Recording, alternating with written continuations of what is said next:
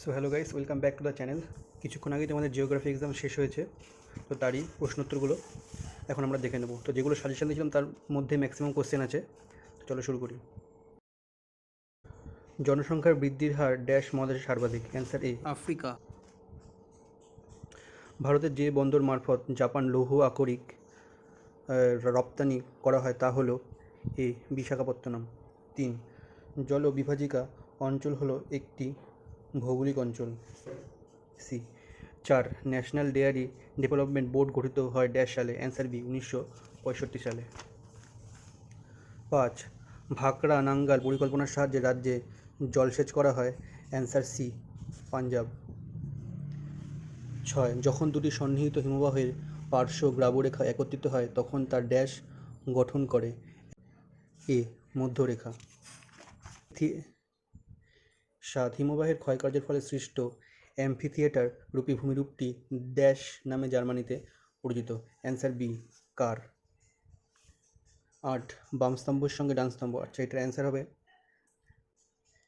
এ।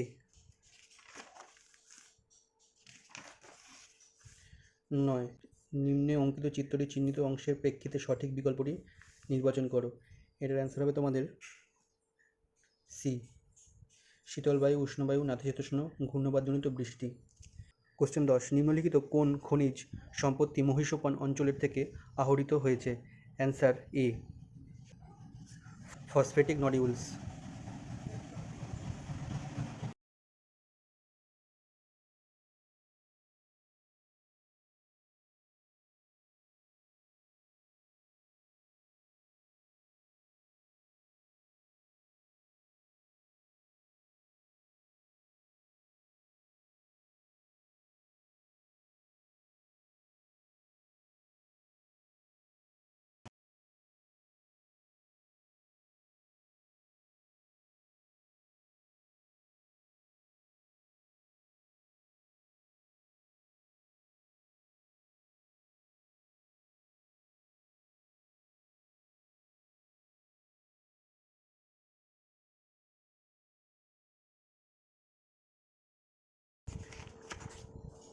এগারো, নিম্নের স্তম্ভ দুটি মিলিয়ে সঠিক বিকল্পটি নির্বাচন করো।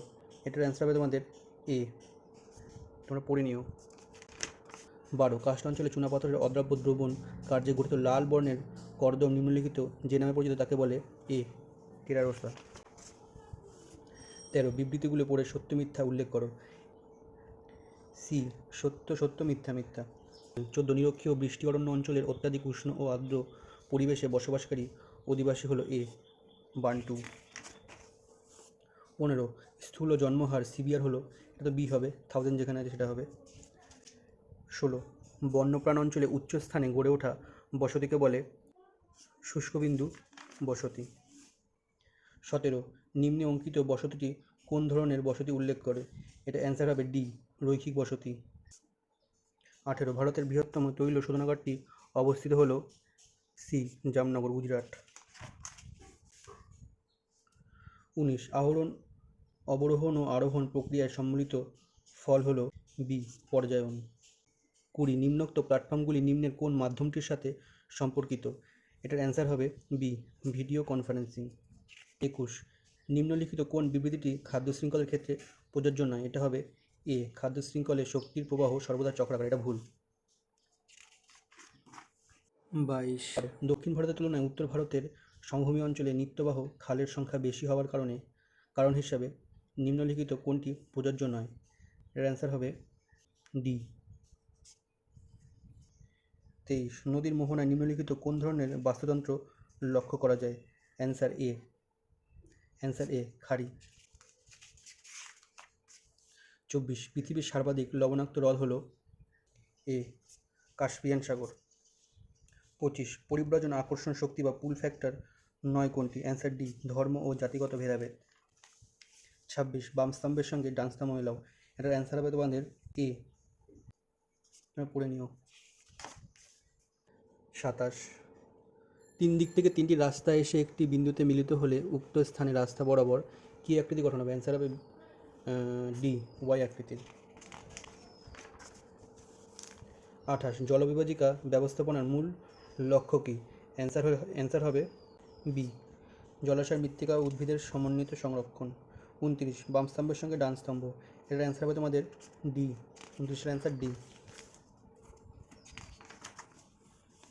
30, ভৌমজলের ভাণ্ডার সৃষ্টির জন্য ভূগর্ভের ড্যাশ শিলাস্তরের নিচে ড্যাশ শিলাস্তর থাকা প্রয়োজন, এটা হবে এ, সছিদ্র ও প্রবেশ্য। 31, ভবিষ্যৎ জনসংখ্যা বৃদ্ধি নির্ধারণের পদ্ধতিকে বলা হয় ডি, জন অভিক্ষেপ।